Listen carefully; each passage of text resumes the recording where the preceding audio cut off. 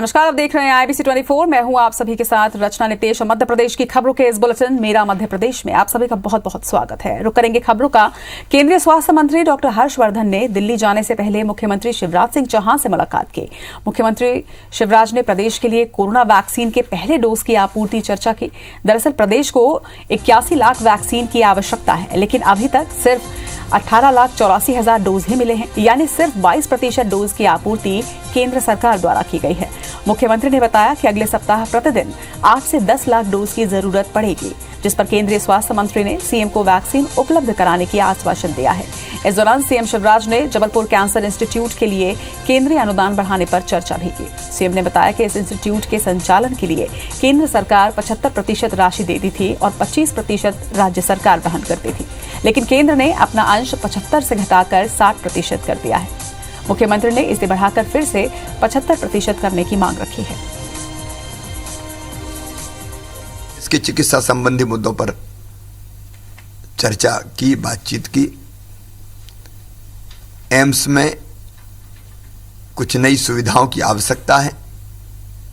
Bhopal gas पीड़ितों के लिए बने अस्पताल के लिए भी उसका संचालन सुव्यवस्थित तरीके से कैसे हो, उस पर भी चर्चा हुई है।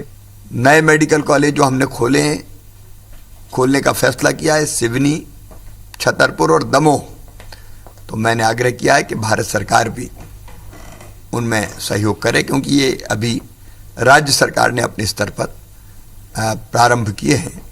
ऐसे अनेकों मुद्दों पर उनसे चर्चा हुई और मुझे खुशी है कि डॉक्टर हर्षवर्धन जी का दृष्टिकोण सारे मुद्दों पर बहुत सकारात्मक था। उन्होंने हर संभव सहयोग का मुझे वचन दिया है। मंडला में कार्यक्रम के दौरान केंद्रीय इस्पात राज्य मंत्री फग्गन सिंह कुलस्ते खाली कुर्सियों को देखकर आयोजकों को जमकर उन्होंने फटकार लगाई। उन्होंने मंच से कहा कि जब किसान ही जा चुके हैं तो वो किससे संवाद करें। केंद्रीय इस्पात राज्य मंत्री को नाराज देखकर फटकार लगाई। उन्होंने मंच से कहा कि जब किसान ही जा चुके हैं तो वो किससे संवाद करें। केंद्रीय इस्पात राज्य मंत्री को नाराज देखकर वहां पर मौजूद सभी अधिकारियों की सांसें फूल गई। दरअसल जिले में 2 दिवसीय राष्ट्रीय आलू महोत्सव का आयोजन किया गया, जिसमें केंद्रीय इस्पात राज्य मंत्री कुलस्ते को मुख्य अतिथि के तौर पर बुलाया गया था। जब वे कार्यक्रम में भाषण देने के लिए खड़े हुए, उसके पहले ही पंडाल से 95% से ज्यादा किसान जा चुके थे, जिसके बाद सभा स्थल में सिर्फ खाली कुर्सियां ही बची थी। मैं बहुत बार जाता हूं लोगों के पास, परंतु उनके पास भगवान ने हमारे साथ अन्याय कर दिया। लोग आपके आधे भाग गए। ये कष्ट होता है। आप किसको पढ़ा रहे हैं, किसको आप शिक्षा देंगे? हमारे हिमाचल से चलकर के विशेषज्ञ आए, किससे बात करेंगे, संवाद करेंगे? किसान को कुछ समझाना चाहिए, बात करना चाहिए।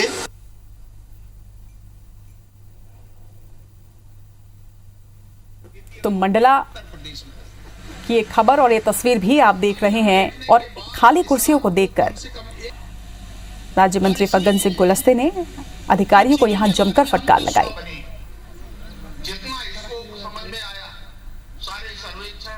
लोग आपके आधे भाग गए। ये कष्ट होता है।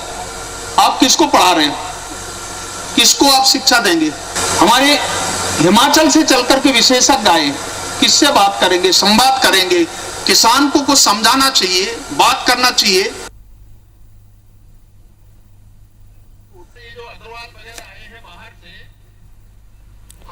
तो ये तस्वीर आपको दिखाई, इसके साथ ही आपको ये भी सुनवाया कि केंद्रीय इस्पात राज्य मंत्री फग्गन सिंह कुलस्ते ने क्या कुछ कहा अधिकारियों से, और कहना भी सही, आयोजकों को इस मामले में उन्होंने जमकर फटकार लगाई। और बात भी सही है कि आखिर संवाद किससे किया जाए। लोग आपके आधे भाग गए। ये कष्ट होता है। आप किसको पढ़ा रहे हैं, किसको आप शिक्षा देंगे? हमारे हिमाचल से चलकर के विशेषज्ञ आए, किससे बात करेंगे, संवाद करेंगे? किसान को कुछ समझाना चाहिए, बात करना चाहिए। बढ़ेंगे आगे। मुरैना में केंद्रीय मंत्री नरेंद्र सिंह तोमर ने चर्चा में कहा कि बीते दिनों दिल्ली में मुख्यमंत्री शिवराज सिंह चौहान से उनकी मुलाकात हुई। इस मुलाकात में प्रदेश के फर्टिलाइजर सहित अन्य मुद्दों पर भी चर्चा हुई है। केंद्रीय मंत्री ने मुख्यमंत्री को आश्वासन दिया कि मध्य प्रदेश में कृषि से संबंधित किसी भी जरूरत के लिए केंद्र की तरफ से कोई कमी नहीं रहेगी। इसके साथ ही विपक्षी नेताओं पर आरोप लगाते हुए उन्होंने कहा कि आगामी चुनावों में परिणाम आने पर सभी को जवाब मिल जाएगा। किसान नेता राकेश टिकैत के चुनावों में विरोध करने वाली बात पर तोमर ने कहा कि लोगों को अभिव्यक्ति की स्वतंत्रता है। तुष्टीकरण की राजनीति पर उन्होंने कहा कि बीजेपी ने सबको समान न्याय दिलाया है। बीजेपी तुष्टीकरण न करने के सिद्धांत पर काम करने वाली पार्टी है। हाँ, कल मुख्यमंत्री जी आए थे। मध्य प्रदेश के कई विषय थे और हमने उनको कहा है कि मध्य प्रदेश के फर्टिलाइजर का मामला हो या अन्य मामले हों, केंद्र की तरफ से कोई कमी मध्य प्रदेश के लिए नहीं रखी जाएगी। लोगों को अभिव्यक्ति की स्वतंत्रता है और कोई कहीं भी जाके अपनी बात कह सकता है, लेकिन जब चुनाव निपट जाएंगे, रिजल्ट आएगा, तब सबको अपना स्थिति का अंदाज आ जाएगा। मध्य प्रदेश में निकाय चुनाव से पहले आम आदमी पार्टी भी अपनी जमीन मजबूत कर रही है। खुद अरविंद केजरीवाल मध्य प्रदेश में दिलचस्पी ले रहे हैं। आपके मध्य प्रदेश प्रभारी और दिल्ली सरकार में मंत्री गोपाल राय ने IBC 24 से खास बातचीत में बताया कि आम आदमी पार्टी को न सिर्फ दिल्ली में बल्कि गुजरात, पंजाब, हरियाणा, यूपी समेत देश के तमाम हिस्सों में पसंद किया जा रहा है। गोपाल राय ने यह भी ऐलान किया कि मध्य प्रदेश के शहरों में आम आदमी पार्टी की सरकार बनती है तो हाउस टैक्स माफ किया जाएगा और कमर्शियल टैक्स हाफ हो जाएगा। जिस तरह से दोबारा जनता को धोखा मिला और कांग्रेस भाजपा में शामिल हुई, तो लोगों के अंदर एक नए विकल्प की तलाश है और आम आदमी पार्टी की कोशिश है कि इस स्थानीय चुनाव के माध्यम से, नगर निगम के चुनाव के माध्यम से मध्य प्रदेश के अंदर एक नए विकल्प की शुरुआत की जाए। इस बीच भोपाल से आपको बड़ी खबर बता दें। भोपाल में युवा कांग्रेस की बैठक के दौरान हंगामे होने की सूचना मिल रही है। निकाय चुनाव की तैयारी पर बैठक चल रही थी जिसमें यह हंगामा हुआ है। युवा कांग्रेस कार्यकर्ताओं ने यहां जमकर नारेबाजी की है। भोपाल में वार्ड अध्यक्षों की नियुक्तियों पर विवाद हुआ है बताया जा रहा है। तो बड़ी खबर, युवा कांग्रेस की बैठक में हंगामा होने की सूचना मिल रही है। निकाय चुनाव की तैयारियों पर यह बैठक हो रही थी जिसमें युवा कांग्रेस के कार्यकर्ताओं ने जमकर नारेबाजी की। बताया जा रहा है कि भोपाल में वार्ड अध्यक्षों की नियुक्तियों पर यह पूरा विवाद गरमाया, जिसके बाद नारेबाजी हुई और यह हंगामा हुआ है।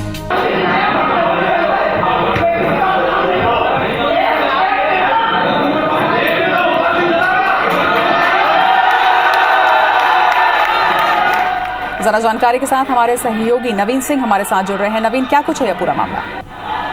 मध्य प्रदेश के PCC में एक बार फिर से हंगामा हुआ है, गदर हुआ है और अपने ही बड़े नेताओं के सामने कांग्रेस कार्यकर्ताओं ने नारेबाजी की है। जब ये नारेबाजी हो रही थी उस वक्त PCC में यूथ कांग्रेस की बैठक चल रही थी। यूथ कांग्रेस की समीक्षा बैठक थी।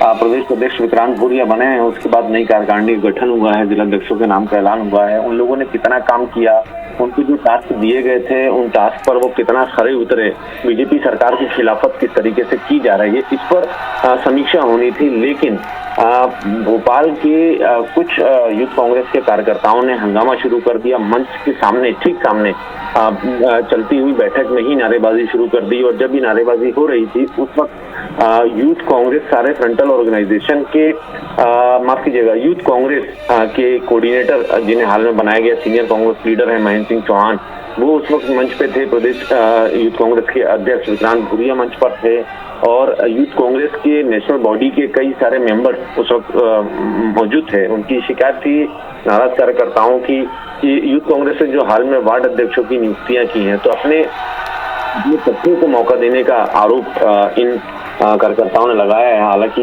बीच में जब समझाइश दी गई, महेंद्र सिंह चौहान ने मंच से उतरकर उनको समझाइश दी, उसके बाद मामला शांत हुआ। हालत ये हो चुकी थी कि ऐसा लग रहा था, वहां पर बैठे कार्यकर्ताओं ने बताया कि मारपीट की स्थिति बन सकती है। लेकिन गनीमत रही कि इस बीच में सीनियर कांग्रेस लीडर ने हस्तक्षेप किया और उसके बाद नाराज कार्यकर्ता किसी तरीके से माने और जो वार्ड अध्यक्षों की नियुक्ति का मामला है उस पर दोबारा मंथन और दोबारा उस पर कुछ फैसला करने का आश्वासन फिलहाल यूथ कांग्रेस लीडरशिप की तरफ से दिया गया है। देखना होगा नवीन की कार्यकर्ताओं में जिस तरह की नाराजगी जो ठीक निकाय चुनाव के पहले देखी जा रही है, इस पर कांग्रेस किस तरीके से फैसले लेती है। आप हमारे साथ बने रहिएगा नवीन। एक और बड़ी खबर इस वक्त हम दर्शकों को बता दें, मध्य प्रदेश के नगरीय निकाय चुनाव से पहले हाईकोर्ट की ग्वालियर खंडपीठ ने महापौर और अध्यक्षों के आरक्षण पर रोक लगा दी है। इसके बाद अब शिवराज सरकार ने मामले में सुप्रीम कोर्ट जाने का फैसला किया है। बता दें कि नगरीय प्रशासन मंत्री भूपेंद्र सिंह ने बताया कि महापौर और अध्यक्षों के आरक्षण की प्रक्रिया नियम अनुसार की गई। वर्षों से इसी नियम और एक्ट के अनुसार आरक्षण की प्रक्रिया की जाती रही है। वहीं सरकार का प्रयास है कि नगरीय निकाय के चुनाव जल्दी हों और इसलिए सरकार सुप्रीम कोर्ट में याचिका दाखिल करेगी। जानकारी के अनुसार नगरीय प्रशासन और आवास विभाग ने इसके लिए प्रशासनिक स्वीकृति दी है। याचिका पर सुनवाई के दौरान सुप्रीम कोर्ट यदि हाई कोर्ट के फैसले को सही ठहराती है तो सभी निकायों में महापौर और अध्यक्ष के लिए फिर से आरक्षण होगा। और कुछ लोगों को लगातार मौके दिए जा रहे हैं और जो एक अनारक्षित वर्ग है उसको इससे वंचित रखा जा रहा है। तो हाई कोर्ट ने मेरे ख्याल से संज्ञान में इसको लिया है तो अच्छी बात है, सबको मौका मिलना चाहिए। देखिए, निश्चित रूप से जब भी कोई फैसला आता है तो हमारा पक्ष ये बनता है, हमारा एक काम बनता है कि हम लोग उसके खिलाफ, यदि हमें लगता है कि हमारे जो आने वाली प्रक्रिया उसको रोका जा रहा है तो उसके खिलाफ हम लोग अगली न्याय प्रक्रिया में जाते हैं। वही वर्षों से इसी आरक्षण के आधार पर चुनाव हो रहे हैं। इस बार ये परिस्थितियां बनी हैं और इसको लेकर हम लोग जल्दी सुप्रीम कोर्ट में एसएलपी दायर करेंगे। नवीन, हमारे सहयोगी लगातार हमारे साथ बने हुए हैं।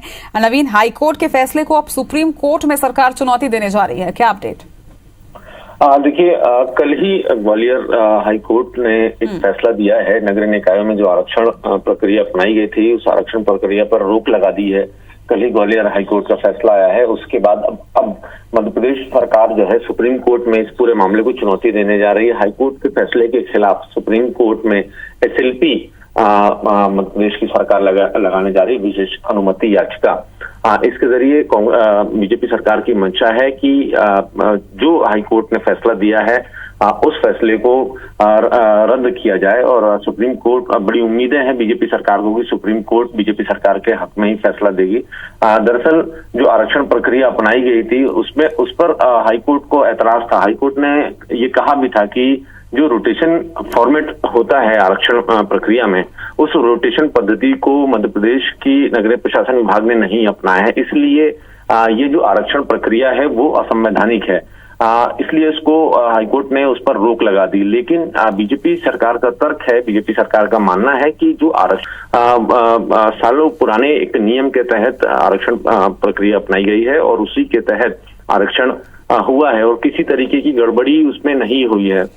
इस बीच में कांग्रेस जरूर इस पूरे मामले में कूद गई है। कांग्रेस ने भी आरोप लगा दिया है रचना कि मध्य प्रदेश की सरकार ने अपने लोगों को फायदा दिलाने के लिए आरक्षण प्रक्रिया में गड़बड़ी की है और जो रोटेशन फॉर्मेट होना चाहिए, अगर आज एससी के लिए रिजर्व हो चुकी है सीट तो रोटेशन के मुताबिक अगली जो टर्न है वो एसटी के लिए हो और उसका अगला टर्न है वो ओबीसी के लिए हो, उसके बाद का जो टर्न हो वो जनरल के लिए हो। तो ये जो रोटेशन फॉर्मेट है ये मध्य प्रदेश की सरकार ने नहीं अपनाया है और एक ही जो शख्स है, जो रिजर्व क्लास का जो शख्स है, उसको वही आदमी दोबारा चुनाव लड़ सकता है। तो इस तरीके के फॉर्मेट अपनाए गए हैं, ऐसा आरोप कांग्रेस का है। और इससे कांग्रेस का ये भी कहना है कि गैर आरक्षित वर्ग के साथ एक बड़ा धोखा है। इसी को आरोप बड़ा कांग्रेस ने लगाया जी। तमाम जानकारी के लिए आपका बहुत बहुत शुक्रिया नवीन। बढ़ेंगे आगे। इंदौर में भूमाफिया के खिलाफ हो रही कार्रवाई में शासकीय कर्मचारी भी पुलिस की जद में आ सकते हैं, क्योंकि इतने बड़े स्तर पर लोगों के साथ फ्रॉड होना बिना मिलीभगत के संभव ही नहीं। टीएनसीपी और अन्य विभाग के कर्मचारियों की भी इसमें भूमिका की जांच की जा रही है। दरअसल इंदौर में पुलिस ने भूमाफिया के खिलाफ बड़े स्तर पर अभियान छेड़ा हुआ है और इसी के तहत अब माफिया से जुड़े हुए वे लोग जो शासकीय विभाग में पदस्थ हैं, उनके माध्यम से माफिया को जो मदद मिली है, इन सभी बिंदुओं पर पुलिस जांच कर रही है। कानून जो है सभी के लिए समान रूप से कार्य करता है। यदि पुलिस को विवेचना के दौरान पे ऐसे साक्ष्य मिलते हैं कि किसी गवर्नमेंट डिपार्टमेंट से जुड़े हुए किसी व्यक्ति ने जो है गफलत की है, गड़बड़ी की है, तो यदि साक्ष्य आएंगे तो बिल्कुल कार्रवाई होगी।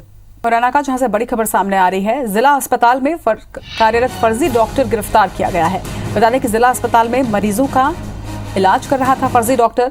गिरफ्तार फर्जी डॉक्टर का नाम संजय माहौर बताया जा रहा है। अंबा अस्पताल में भी फर्जी डॉक्टर पकड़ा जा चुका है।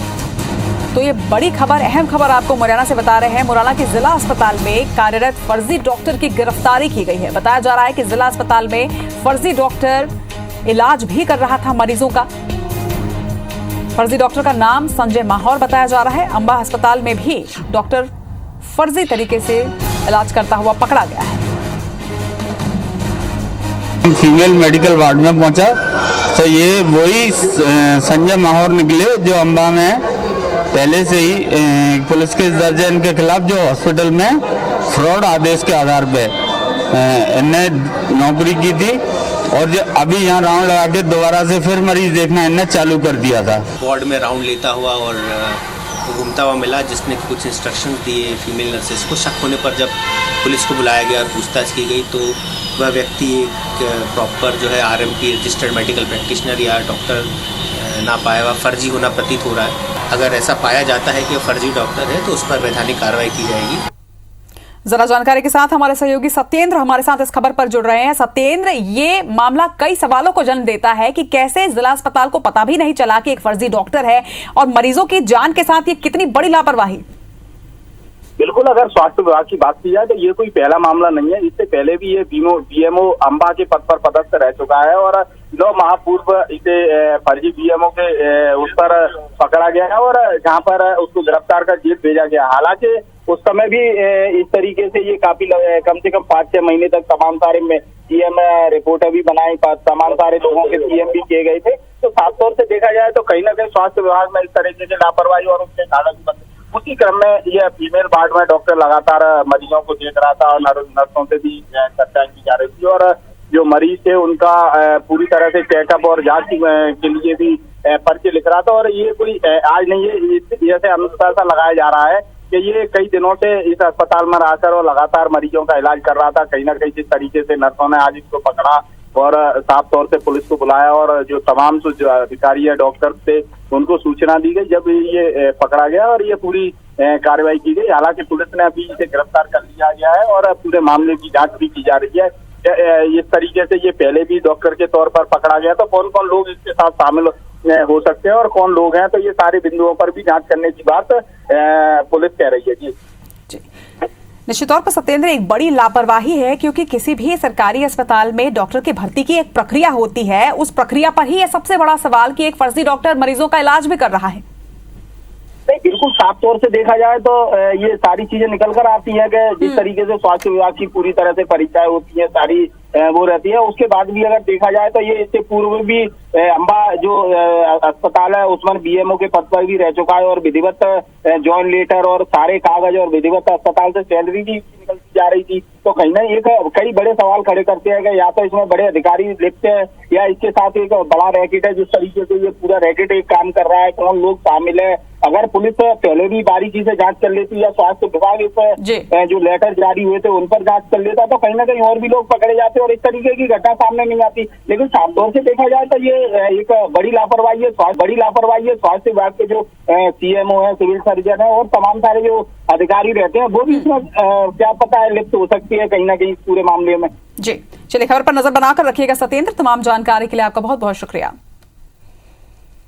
इधर ग्वालियर में एक वाहन चोर को सिपाही को कट मारकर भागना महंगा पड़ा। सिपाही ने चोर का पीछा किया, मदद के लिए पुलिस थाने को सूचना दी। पुलिस ने घेराबंदी कर कार सवार चोर को पकड़ा। पकड़े जाने के बाद पता लगा कि कार चोरी की है और चोर की पहचान कपिल रावत के रूप में की गई। आरोपी युवक वाहन चोर है। जब आरोपी को थाने लाकर पूछताछ की गई तो एक के बाद एक 4-5 वाहन की चोरी करना कबूल किया। पुलिस की एक टीम उज्जैन के नागदा पहुंचकर 5 चोर की कार भी बरामद की है। वहीं गिरोह के 3 साथी अभी फरार बताए जा रहे हैं। हाँ, ये बिल्कुल सही बात है। एक अंतर राज्यीय गैंग है, इनके 2 सदस्य भी फरार हैं और इन लोगों पर तमाम मामले दर्ज हैं। तो लेकिन ये करते क्या थे, चोरी करने के बाद कानून में करते थे, किस तरह से देखते थे? अभी तक जो हमको मॉडस ऑपरेटिव इनकी मिली है कि हमारे राज्य के वाहन चुरा कर ये दीगर राज्यों में बेचते और दीगर राज्यों को चुरा के अपने खपाते थे। उज्जैन में शिप्रा नदी में हुए विस्फोट का कारण जानने देहरादून से ONGC की टीम पहुंची और कई जगहों से पानी और मिट्टी के सैंपल लिए हैं। अब यह टीम 15 दिन में अपनी जांच रिपोर्ट कलेक्टर को सौंपेगी। हालांकि इस टीम ने किसी भी गैस का रिसाव होने की संभावना से इनकार किया है। हालांकि अभी सैंपल की पूरी तरह से जांच की जाएगी और उसके बाद की स्थिति साफ हो पाएगी।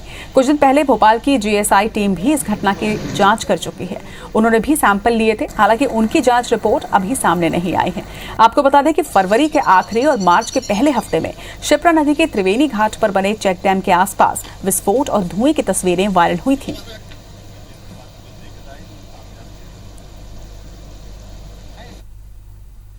इसी के साथ इस बुलेटिन में फिलहाल इतना ही। नमस्कार।